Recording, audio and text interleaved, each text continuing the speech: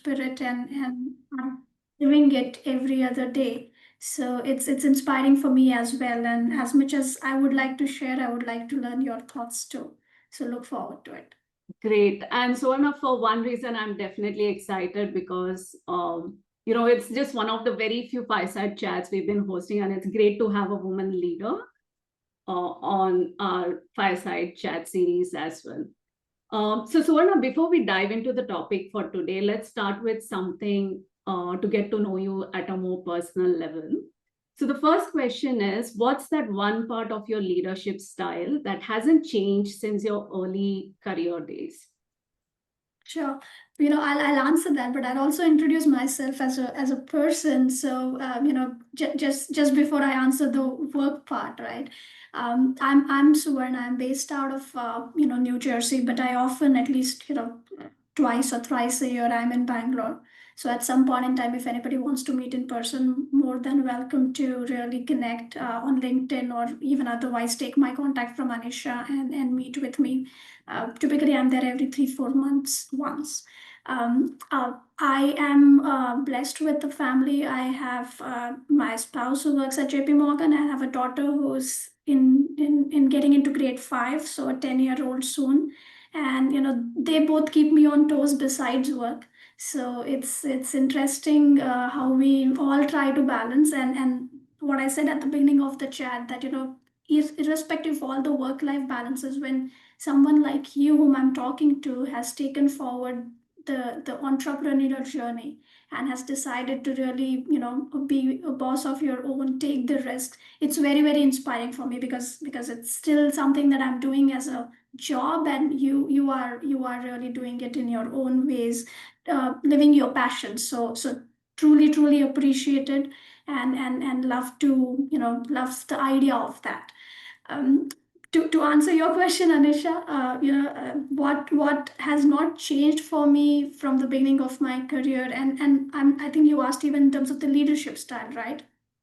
I think I have been blessed as a team member when I started early in my career to really have managers who gave me the required empowerment. And that is one thing that I have also embedded in my leadership style, where be there for your team members, empower them, encourage them, enable them to do what they would like to do, or they enjoy doing, or they would love to experiment with. Keep some guardrails, keep some governance, but not do the micromanagement. So I think that empowerment aspect of how I lead the team members, or how I even look for team members who can actually live in that sort of an atmosphere, is one thing that I haven't changed from very early part of my leadership to even now. That's amazing. And I definitely remember some of my favorite managers that I've had are the ones who've always empowered the people in the team. That's a great start. A fun question for you. If you had to describe your team building journey using a movie title, what would that be? I don't know if it is for my leadership journey, but I can certainly say it for my career journey, which then has taken me to leadership. Is one movie which has been my always favorite. Not sure when who was born, and how have you seen this or not. But Jo Jeeta Vai Sikandar is one movie. It's about a cycle racing, and it's an Amir Khan movie. That's one thing, right? You can do everything. You can put in every effort that's possible, but what matters is who really won, and how you celebrate the win.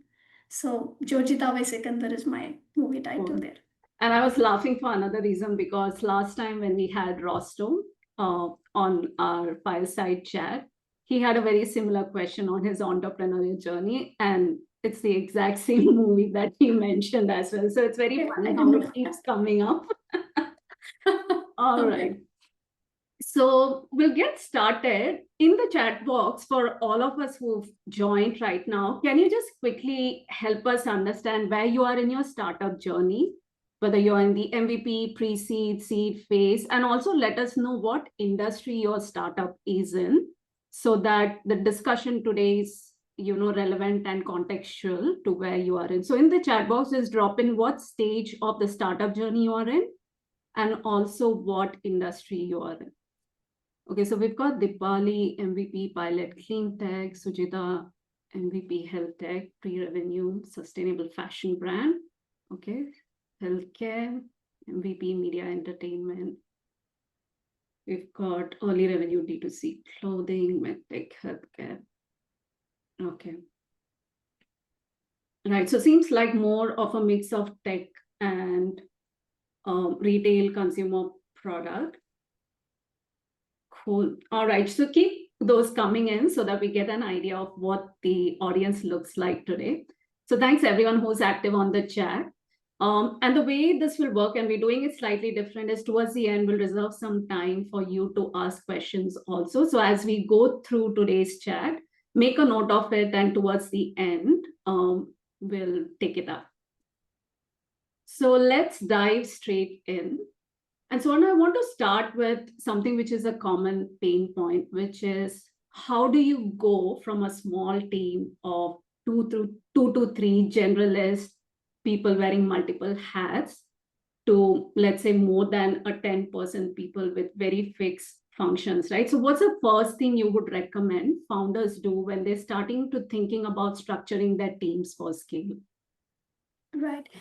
So any structure, right, large or small, I think when we look at setting it up, first and foremost, of course, we all, all of you as founders also know that budget always is going to be your constraint.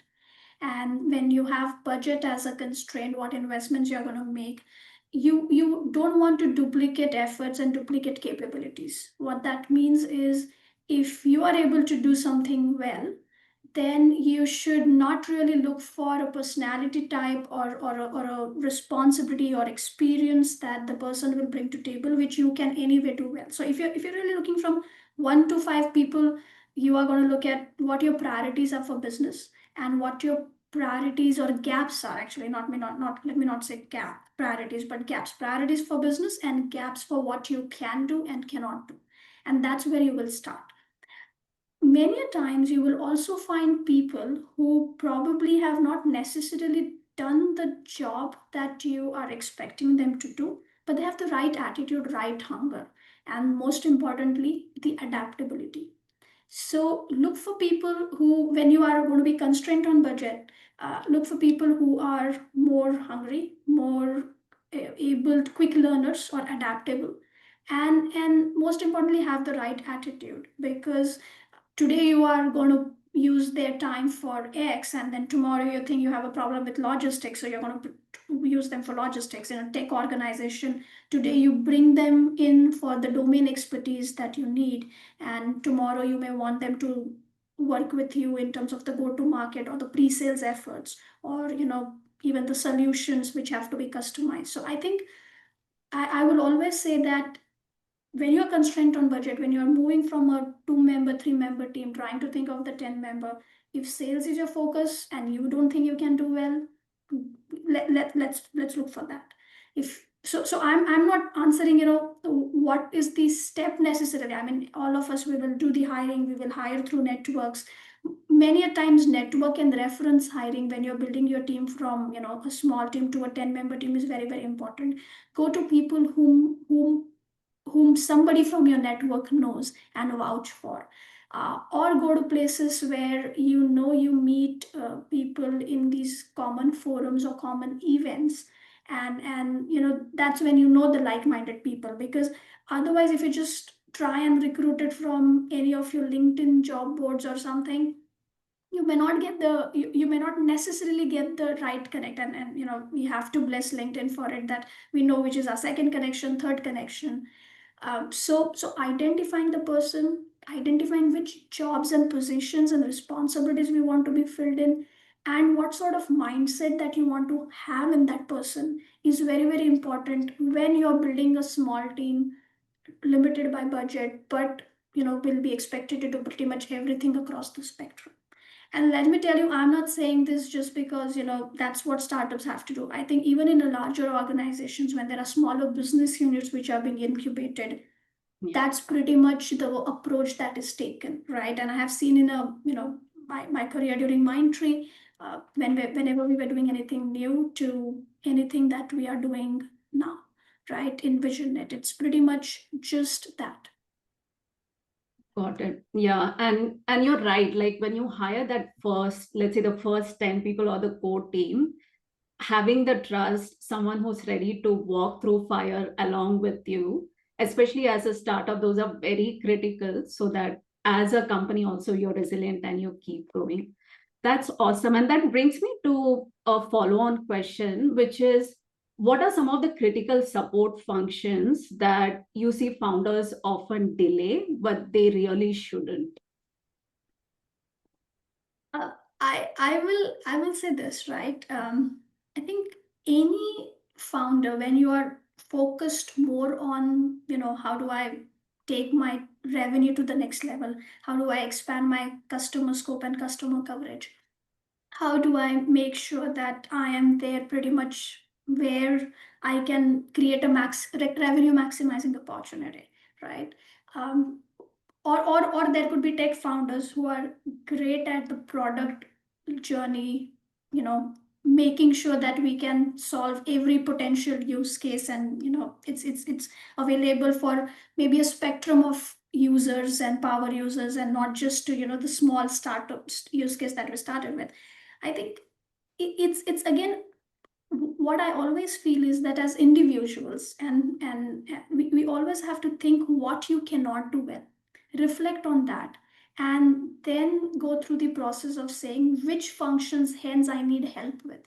So if you are a extreme tech person, or you passionately enjoy and that's your forte, you are always going to be there in the process, but then get somebody who is going to run the reins for you for maximizing revenue. If you're a person who's out there in with the customers talking, and that's what you're going to enjoy, then it's impertinent that it will not mean that you have enough time left in the day, or enough mind share left for you at the end of the week to think about the governance, the mechanisms and operations and optimizations. So that's when you would want to get somebody who can take care of the I'll not say back end, but the critical function, so that if you have to scale for all the efforts that you're going to go and do as a outward person, you have the foundation strong, running well. So it is again more about, you know don't miss out the importance of governance. The governance and the guardrails that you would build will go a long way in helping you run the scalable operations in a profitable manner, because otherwise you will just burn, and you don't want to be in a situation of burning because you are maximizing, but you had an opportunity to actually grow with the basics also covered. So I would say that I think in a lot of organizations, and I talk to, as part of my role, I talk to many people who actually did startups, and then they came back to corporate, and then their passion lies there, so they certainly want to go back. I met so many who actually built a startup, exited out of it at the right time, and then said, okay, I burned myself emotionally and mentally so much that I want to go back to corporate, right? Nobody judges these individuals, or anybody for that matter, because these are choices that you make at different point in time, financially, career wise, and so on and so forth. But one thing for sure, one of my experiential learning when I hear from all of these people has been that it is mostly because they did not pay attention to some of the basics that they could have taken care of early on, and they did not invest in there. And that's where I said that if you hire a multifaceted person, or a person with the right hunger and adaptability, you don't have to spend too much money, but you will still be able to give some aspects of these responsibilities to somebody who's hungry and wanting to do it, because it's not that there's so much available to learn about how to run it and how to do it. And there's so much of coaching and mentoring available in the industry. People are more than willing to do, learning share. So to answer your question, I think governance is important as much as revenue maximization. So these are the two places where I will for sure invest in. I see a lot of tech, and the very fact that everybody is into this founder setup is because if they are building a tech company, they themselves are tech enthusiasts or they come from that domain. And somebody who's building a B2C or a D2C, then for sure that it's a liking and passion. So that's again their forte. So I'm not going particularly on the product. I'm really talking the top line and the bottom line aspects. Got it. Understood. Now, because we are on a Skwill Fireside chat, I have to ask you a question around sales. Now, when it comes to sales specifically, early hires can make or break momentum, right? And at Skwill, we ourselves work with a lot of scale ups today, and we see a high attrition and issues with cultural fitment when it comes to hiring sales teams and when companies are ready to scale up, right? And drive that go to market. So, based on your experience, what do you think are the qualities that a founder should look for, specifically when they're hiring for their first sales or revenue hires? Is there anything in addition to some of the aspects you mentioned, which is around the attitude, the fire, all of that? Are there any qualities specific to sales that a founder should be looking for? Sure. So before I answer that, I'll also say that let's accept large organizations or small organizations that have been there for 5 months of 5 years or even 50 years. Whenever they have a sales team, half of the sales team is performing and half the sales team is not performing, right? And that's the, 50-50 can become 60-40 someplace. If it's a high performing sales organization, it could become 30-70 at some places.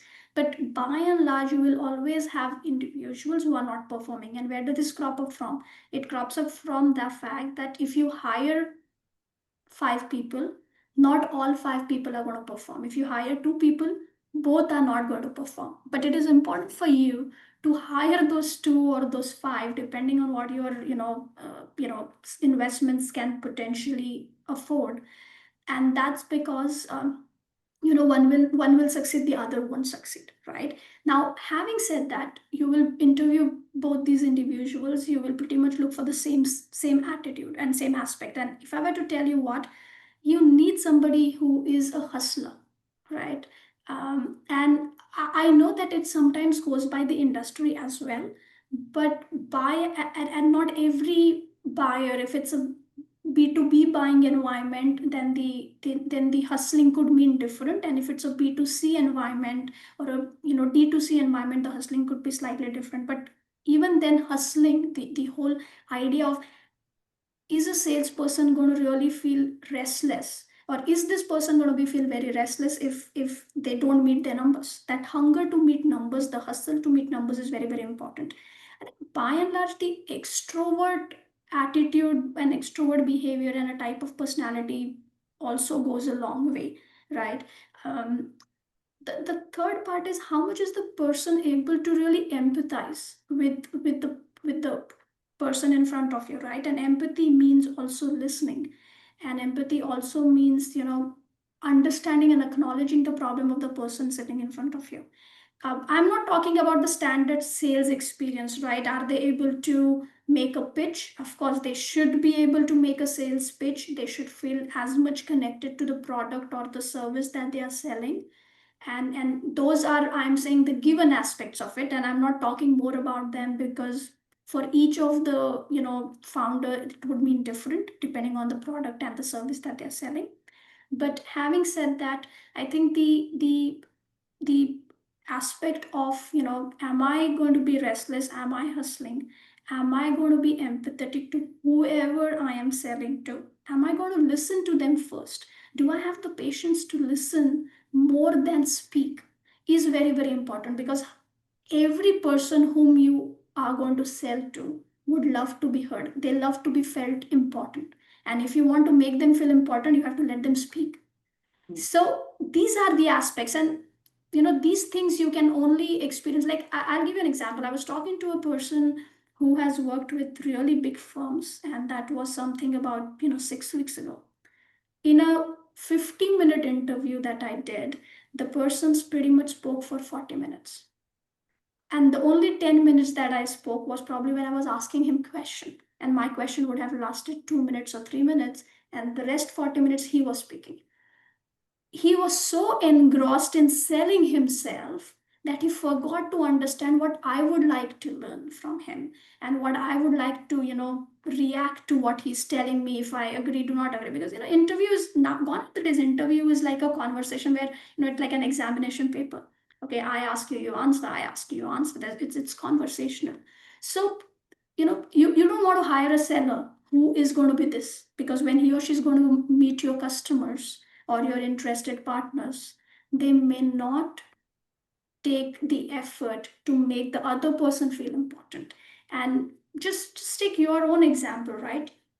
If you are walking on the street, and if there are three stores that you're going to, and I grew up in Mumbai, so I used to go to Linking Road in Bandra, and we would always buy the clothes there, right? Because they're cheap, good quality. But the most important part I remember was always that my mom would always spend more time at a place where the guy would ask her, saying that, do you like green, do you like yellow, do you like red, do you want this category of clothing or the other category of clothing, right? So women in general, men in general, any buyer in general would love to be heard more than be sold more.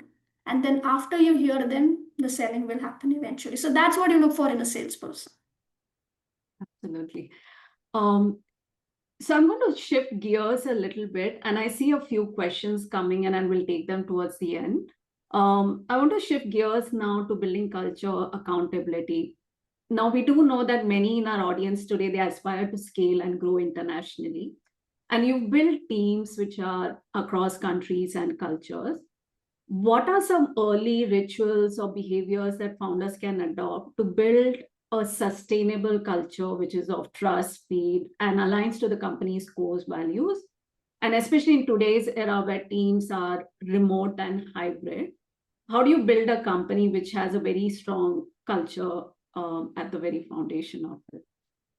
So I'm a firm believer of that, you build culture and credibility through every transaction that you are dealing with. And that comes from, how you're responding to a query of your team member, to how you're responding to a query of your customer, or, how you're reacting to anything that is happening around you. So if you take that to the international space, what happens is, you know, and I'll give you a classic example, right? We have European teams, and we have Asian and subcontinental Asian teams, and we have the American teams. For a long period of time, I think when it comes to global economy, we have always said that the onshore offshore bit, right? At least in the services space where I belong. But um, and if we come 5 minutes late to a call, no big deal. But it's very disrespectful in a European culture to come 5 minutes late for a call. Even in American culture, it is disrespectful. But the American culture has observed and absorbed so much of the Asian culture that they don't blink an eye anymore on when somebody arrives in 5 minutes late, right? So they have become adaptable. But so I think smaller things to bigger things, right? And I know that your question is more around culture, but what I'm trying to say is that the way people perceive, what is culture? Culture is what people perceive of what we are as individuals, what we are as a work environment and a work group, and what do we behave with each other like. So if you have to make that stronger, you have to lead from the front. You have to make sure that anytime if you have a situation where you're going to say, is this the right thing to do, or is this something which is the more easier thing to do? Don't choose the easier just because it's easy. Choose what is the right thing, right? So again, culture, we have to really not complicate it to say there is only diverse cultures from a larger global economic environment standpoint, right? I think people are people, and wherever you go, uh, people will behave 101 or in a group in a manner as to how they are treated, right? So I always quote this many a times. I don't know how many of you know, but there was an American activist called Maya Angelou, and she would always say, so my career from an HR standpoint has been pretty much on this line, right? That People often forget what you tell them, what you did for them. What they don't forget is what you make them feel. And culture is felt. So if you make them feel comfortable, happy, proud, if you make them feel clear, right? Nothing ambiguous. Culture can't be ambiguous. It has to be. I mean, I know it's a softer aspect, so people generally tend to take the benefit of saying, oh, it's the culture, probably. No, culture cannot be ambiguous. It's about what you prioritize as a team and as an individual, and lead by example. So, if you have to build that strong culture in your organization, in your team, across geographies, it is going to only come from how you lead it by example and what you value the most. You make sure you value it through every transaction, not that when you sit in a 1 hour culture coaching session. Got it. Yeah, and I can relate to that. I remember reading this book called The Culture Code, and it was all about culture is not what you say or put on a wall, but it's about how you act and behave on a day-to-day basis. So that was insightful. So now I'm going to ask you a question on KPIs, right? Whether it's sales, engineering. I've seen even large companies struggle with setting measurable and, most importantly, motivating metrics. And when you're especially in a startup and where everyone is wearing multiple hats, what advice do you have on setting up goals and KPIs in that environment? Or do you think it's too early to think about KPIs and goals, or is there something very simple that you can advise that our founders can start with to at least have something to track performance, progress as they are scaling and growing? Yeah, I will never say it's too early to set goals, right? I think our parents set it for us when we were kids, saying that if you get grade A in this subject, then you can get something at the end of the year, right? I do it for my daughters. I'm sure some of you are doing it for nephews, nieces, and kids. Um, and we also set some goals, right? Like, okay, do I want to learn this or that, or run this much or that much? So it's never too early in any environment to set up a goal. We should make sure that we set it up. Yes, the complexity and the simplicity is always a question, right? And to that, I would say is it has to be a, if you're a 10-member team or if you're a 100-member team, right? The dynamics could vary. If you're a 10 to or under 20, under 25-member team, it could be a very collaborative way of saying, how do we go about it, right? I have learned one thing in my career so far, and it has been validated time and again, is you cannot set goals or agree on a process of measuring those goals unless you have a buy-in from the group that you're going to do it for. Now, it becomes very easy to do it when you're doing it for a group of 25 and on top. It starts getting complicated when you grow in size and when you have varying and newer roles getting introduced. But the basics, I would say, is as much possible, keep some organizational goals which are standard. Make sure that, and when I say organizational, I'm saying the larger organizational performance, right? That everybody gets something as a opportunity to contribute to the larger organizational goal. So even if there's a person who's managing your GTM, pre-sales, and marketing, they should carry revenue KPI. If there is a person who's a salesperson and carries revenue KPI, they should also carry some profitability KPIs, right? There could be some, people who are nothing to do with, revenue and profitability, but they should still carry both because they need to acknowledge that the organizational performance is going to be, important for all that I'm going to do. And of course, then comes the specific role level goals or your function level goals. So I would say that what should be, and of course, every goal should be measurable and measurable by the outcome. Now, the outcome doesn't have to always be 100% achieved. You could always have something lesser, 80%, 70% as targets. But it's very, very important to have some defined structure. And that's what I was going back to, right? That governance. Many companies otherwise will lose the importance of why did we even come into being if we don't know how to run it properly. And goals are going to be your guiding light to get there. uh, there are many things, right? Like when I started my career, there was no concept of OKR, and now now that there are so many applications that are enabling tracking of it, and there is so much of research and different opinions that have come on that. So I'm not going to recommend one particular way of doing it. I'm actually going to push you all to recommend as a group collaboratively, so that you have buy-in. There's no point in having a goal process or a goal setup and assessment and measures if the people who are going to carry it don't buy into that process. And to build those high performing teams, yes, you need goals, but you also need checkpoints. So one thing I will for sure encourage is that you have to have those structured checkpoints. It is beyond your weekly connect, it's beyond your monthly catch ups with your team member, right? Because there we tend to talk about what are the challenges and what are the issues that need to be resolved, or what are the things that they are not able to do. This is where you have a very Jesus conversation, saying that, hey, this is what you had to achieve, and there could be 20 other reasons, but it is not yet met, or it is we are not making progress. And I'll also tell you, and this is what I learned from my daughter. Of course, my daughter learned it at a school with her teacher. Is don't think practice is going to make and get you perfection. Practice is going to get you progress. So make sure that while it might sound a lot, start practicing this aspect of what are the goals, have we made some progress against it, are we really at a deadlock. Because then you are going to be able to really tell people, saying that this process can actually help you achieve what you need to achieve.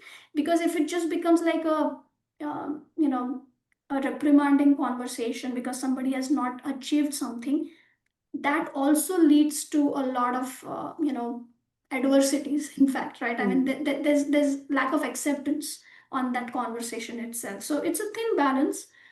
It's more easier to achieve that balance when you're smaller. It gets complicated as you get bigger, but if you get the basics right, at least you will have the bread and butter stuff to get to 100 plus team and still do it. Got it. Yeah. So what I'm hearing is basically set goals and metrics so that you can identify where the roadblocks are, rather than it just being a measure of your performance or just your team's performance, but also to identify where you're getting stuck and then finding solutions. Great. Now, Suvarna, many of our women founders here, they're all first-time leaders. Most of them are probably managing teams, navigating tough conversations with their stakeholders, partners, investors, customers, and hiring different roles and people. How do you recommend founders build that leadership presence and avoid becoming bottlenecks within their own systems? Yeah, so I think it's a very interesting one, right? As founders, you're going to be passionate because you know everything that happened from day one till now, or in future. So you're going to be very, very possessive about it, right? And that's why the first advice or suggestion to all of you would be, you will have to at some point in time understand when it is time for you to let it go, right? Because it's like, and I'm sorry, I keep bringing in sometimes the child example because many of times everybody relates to is, it's like a toddler or a infant needs a lot of support, then you send them to preschool, school, and the moment they are going to turn closer to the teen, I'm sure some of you have already seen that you can't even convince any of them to make decisions, right? They have to do their own, and they have to learn through that process. Now, of course, at home they can manage in their life, 10 to 15, still they're not making any life changing decisions, and you're there as a guardrail. So be that when you're building a team, when you're getting a few additional people on board who were not with you from day one, learn to let go what you actually hired them for, or you hired them to help you build and scale. And once you learn to let go, the second aspect is that don't become hands off, still remain involved in the process. And that's where I will say that establish a process, saying that these are the 5 things they are empowered to do, but these are the 3 things that they would want, they are going to benefit if they bounce it off with you. right? And when you try this, see, there could be different people. Again, I'm not going to say that one size fits all. So you may hire three new people. You may learn to let go for all the three in the first 6 months.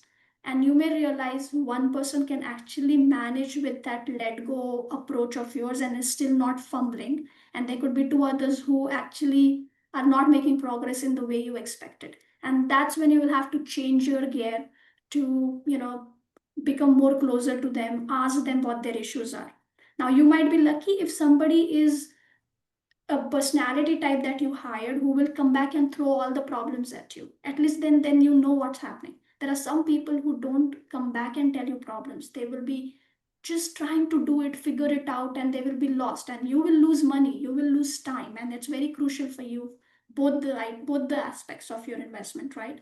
So that's when you will have to make sure that you stay in touch, bring them into the mix, have your, one-on-one chats or group chats, some sync up calls, in a daily, on a daily basis, or a, bi-weekly basis or weekly, whatever fits you, right? But one thing I'll say is, as founder leaders, you cannot follow one size fits all. Yes, the basic is let go, but when you let go, if you think it's not going to go in the direction that you imagined, then it's time to, pull the strings back a little, as much as possible and as much as needed. So that's how I would say. I'm just responding to the transition part of it, Anisha. The larger leadership aspects on, lead by example, be there to watch their back, be there to solve their larger world hunger problems, all that is given.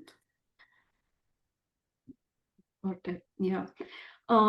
Thanks, Suvarna, for sharing all of that. I think we've covered so much ground, from sales to people to culture, leadership. Let's hear some from our audience. I already have 3 questions in the chat, and maybe we can discuss that. And everyone on the call, if you have any questions, either raise your hands or type that in. So one of the first question we have is from Dipali. She's asked a question on how to find these people, and I'm assuming it's like the core team in deep tech where trust and secrecy is important.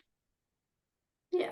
So I think that's where we came back to that's why I came back to what I said earlier, is that in early part of your, hiring, you are mostly going to do it through references, right? Yeah. Now, it has to be, and yes, there is LinkedIn, but there are so many forums and events that you would be going to where you would find these people. So, you should not be hesitating. You should really be that, that be like person which can attract talent. And it shouldn't really, hamper. If you're really looking for a person to walk up to some people and really say, hey, what do you do? But having said that, besides the events and those forums, I think references through LinkedIn are going to be extremely crucial. And yes, secrecy is a challenge, because you might have some people even now and even later who might just come and talk to you, interview with you, because they want to learn more about what you are doing for their benefit, more than they wanting the job and interviewing with you. So at least the first one conversation, a 30-45 minutes, should just really be a warm-up conversation, not too many secrets shared. And then if the person is ready to invest more time with you, because you like the person and the personality type, then you get to sharing any information which you feel is important for you, for your business success, and then this person you can trust. So to build that trust, you should certainly try to go through references. But if you're not going through references, you're just meeting somebody, off the block, then spend first 30-40 minutes when you meet them the very first time, just analyzing that individual, whether is it trustworthy or not, before you start opening up any of your secret talent pool, secret talent, content specific to your product. Got it. The second question we have is from Dr. Kavita. She has asked a question: when is the right time to collaborate, and how do you judge the right collaborators? Kavita, if you can either come on camera and unmute yourself just to give a little bit more clarity on what did you mean by collaborators, that would be great. Or just type it in the chat. Yeah. Okay, let me just. Yeah, hi. Could you hear me? Yeah, Yes. I can hear you. Yes, hi. I'm actually building an app. It's a healthcare app, and it's mainly for people who have a lot of sugar cravings. And it's, because diabetes and hypertension is somewhere linked to sugar consumption.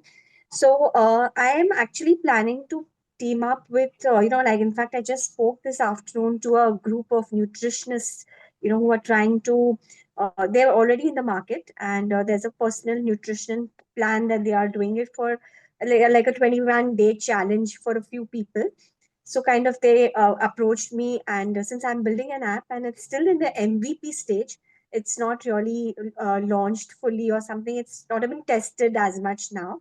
So would it be the right time to collaborate at the MVP stage, or and how do I judge, like, whether I'm doing taking the right step for the collaboration, or I should pause? Like, I think in general, like, if I have to approach any, because my app may need a lot of collaborators. Like, there are dentists, there are the IDA, the Indian Dental Association, the Indian Medical Association. There are a lot of people whom I can collaborate with, but I really don't know whom do I approach, and who would be the right partner for me, and how do I structure it, and whether I should go ahead now or I should wait for some more time.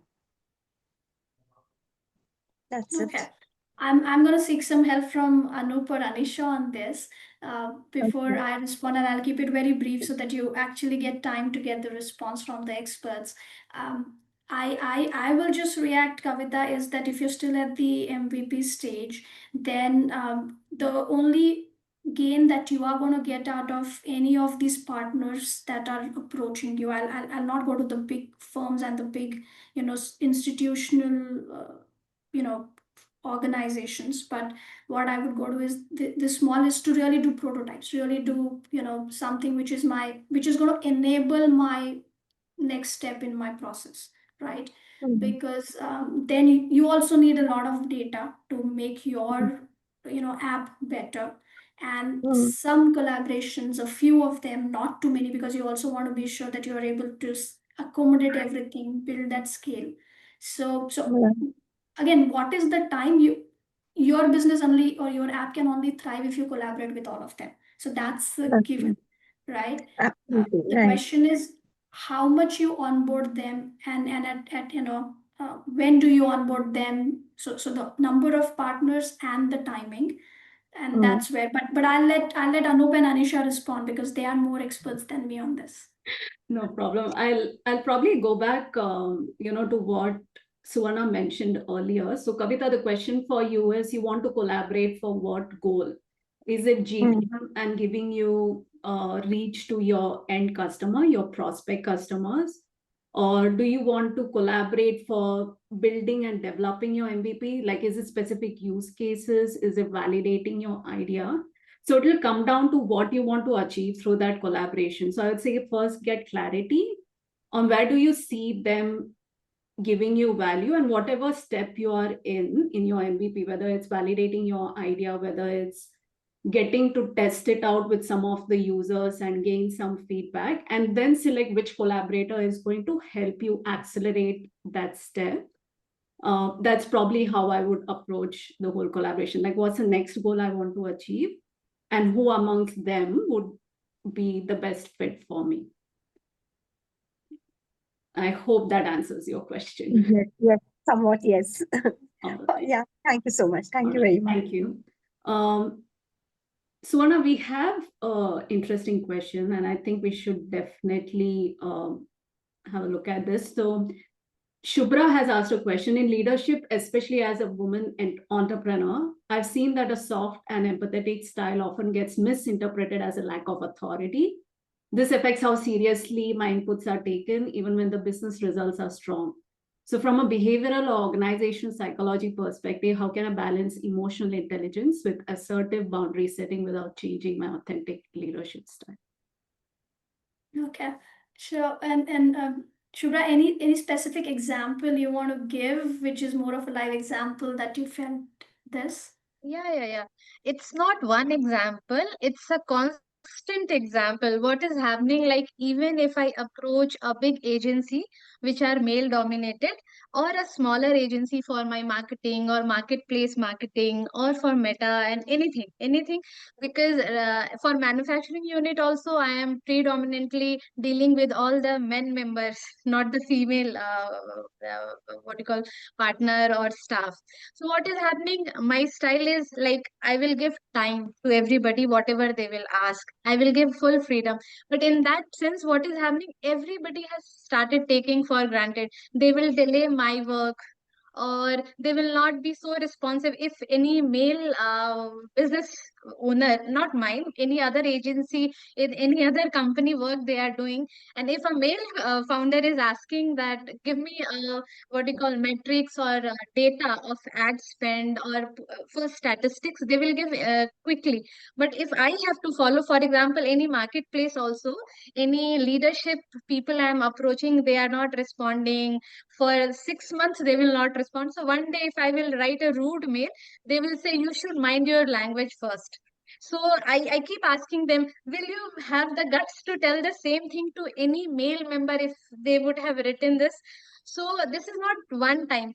Constantly, I am feeling that since I am a woman and I'm approaching specifically when it comes to finance or any technical things, people don't take me seriously because I am very soft in the beginning, and I try to cooperate, and I will give them enough time. Even if they take months of time, I try to have my patience to and wait for the result or response. But it's not working. If I'm very like strong and rude and which is against my nature, then only they It's respond politely or unnatural. immediately. Yeah. So Yeah, I understand. Something which is unnatural to you doesn't come out easily. But here's how we'll say this, Shubhra, right? I think in any of these agencies, I don't know, for the same job, I'm assuming you don't have many people doing the same job for you, right? For every specific aspect of your requirement, you have one partner each, right? So I think first and foremost, make sure these partners, if they are not responding to you more than writing a rude email, first ask a 10-minute or a 15-minute call. And then tell them, saying that I have a choice to do this with you or look for another partner who can do this for me. I'm not doing this for you. I'm not moving to them right away, is because I started with you and I think that you are the right partner. Now I can only continue explaining this to myself if you really reciprocate the feeling, right? So what I'm saying is that while it is not your natural self, now that you are in the seat, you are in the driving seat, you are the owner of the car, you have to bring in a bit of authority in your conversations with these partners and be a little more demanding. Do not accommodate every time, right? And if you think, and that's where I'm coming back, right? That if you think you cannot do it because it's not natural to you, then get somebody else in the team who is able to do that, be their Spock, and say that person is going to be the point of contact, and let that person be the natural self of demanding, following up if they don't get the response, making sure that why there is a delay, why has it taken more than 7 days, why has it taken more than 15 days. So it's fine. That's where I'm saying that you should then identify what you need to accomplish when you want to grow as a company. But if it's not natural to you, what is the gap of even working styles that you have to fill in, right? If being authoritative, demanding is not natural to you, and one is, of course, you should try doing it, right? But I'm assuming you probably tried it, but it just doesn't land there with them. And if it doesn't land, because they probably read out ki हाँ, and I'm going to use Hindi, assuming everybody understands, like आज आके बोल के गए हैं, but 2 दिन बाद कुछ नहीं हो, right? We are not going to lose the business. We are not going to have a competition that we lose this money, and probably you are paying them on a work basis. I'm making a lot of assumptions, but Shubha, what I'm trying to tell you is that authority, if you're being authoritative, it doesn't mean that you're lacking emotional, side of yours, or you are not being assertive. I think you have to be assertive, but with authority. You have to show emotions, but but open the window with first showing the authority, because you are in that seat, and don't shy away from it. And after everything, if it doesn't work for you, then put the right person in front of them. They can still speak the same language that, or they can still work towards the same outcome that they want, but they are the face. Yeah, got it. Got it. Yeah, Thank and you. and don't worry too much about the misinterpretation, because I mean, I would say on that, it's nothing gender specific. Yes, there are certain personas that we often associate with women, but I have spent enough time now. I think even men feel the same, saying that, they are misinterpreted, they are taken too. Men have another problem, right? They have the problem that, okay, they are taken as too harsh and less emotional about it. And that's what is expected out of them. We have probably the other problem as women. So but don't think so much about the gender part of it. I think it is the basic expectations where you set the record straight with what you expect out of them, and then question them on delivering it. Don't be accommodative, because you're paying for that service. Yeah, correct. Okay, got your point. Thank you so much. Yeah, All right, thank you. So Anna, do we have time for one more question sure. before we wrap up? Okay, cool. So we've got one question, I think. So I'm going to take Dipali's question. She's asked, with budget constraint and need for training, what's the best strategy to hire first 3 persons? And maybe we can club it with Kirti's question, which is, how do I learn to let go of my apprehension to hire? Okay, how do I learn to let go of my apprehension to hire? We don't have a choice if we have to, if you want to see your business grow, right? And how do you do it?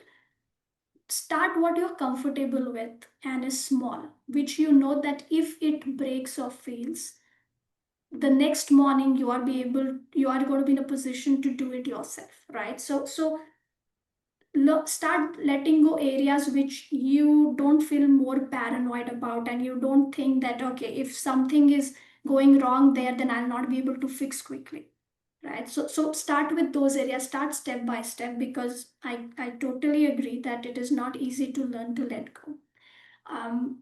But I'll say it's not the appreciation, I'm just telling you the process. Now, apprehension to hiring, or how do you identify which are the top 3 persons? I think we touched upon it a little bit when we were discussing it earlier in the call. Is you need to know which are the areas which you don't feel the most confident about, or you do not have the bandwidth and the time to do yourself.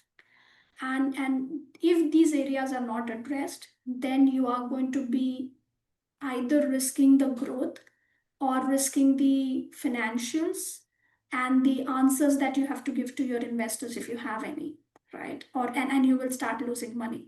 So identify areas where you cannot really keep up, and those would be the first 2 or 3 areas to recruit for. And the reason how you can get over that apprehension is because it's the sheer need, and your existence will depend on it, because you cannot you cannot survive without making these investments.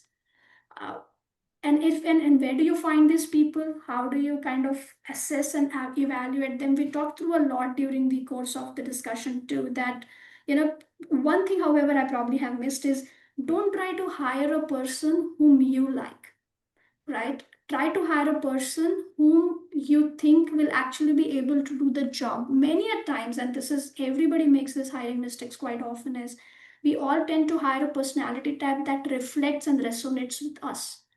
The challenge is, then what you're bringing to table is, you're not bringing questioning the status quo situation. You're not opening up the whole discussion or the group that will work together to kind of not compete, but like have a healthy collaboration, but also question the status quo. So hire people who will be complementing what you do not already know, and the personality type. So somebody, for Shubhra example, right? If she's a soft person, you want to hire an authoritative person. If somebody is a very methodical person, then you want somebody who's more hustling. If you are a deep tech person, then you want somebody who's more thinking about revenue and customers. So again, as a mindset, you want to bring to table diverse, mindsets rather than a like-mindedness, because generally we tend to like people who are like us. But the challenge is you need everybody to kind of balance the entire team and to move it forward. You don't want just the yes bosses. You want somebody who will say, why not this way but the other way, right? So those are the basics I wanted to make sure I share. All right. Thank you, everyone, for asking those questions. And Suvarna, thank you so much for that thoughtful, insightful conversation. I can see there are more questions coming in. Yeah, if there are more team, I'll send a link for you to send a survey, and any additional questions you have, maybe we can have a follow-up chat with Suvarna, or maybe a second fireside chat. But Suvarna, thank you so much for your time. I know it's pretty early for you in the day and your day is just getting started, but really appreciate your time for all your experience, your wisdom that you shared with us today. And to all the audience and our founders, remember, it's not about scaling by doing more, but just building better systems and having the right people. Thank you for joining us today. Have a good evening. And Suvarna, have a great day ahead. And we'll see you at the next session. Thank you so much. Thank you. Thank you very much. And have a good rest of the evening, everyone. Bye-bye. Thank you so much. Bye.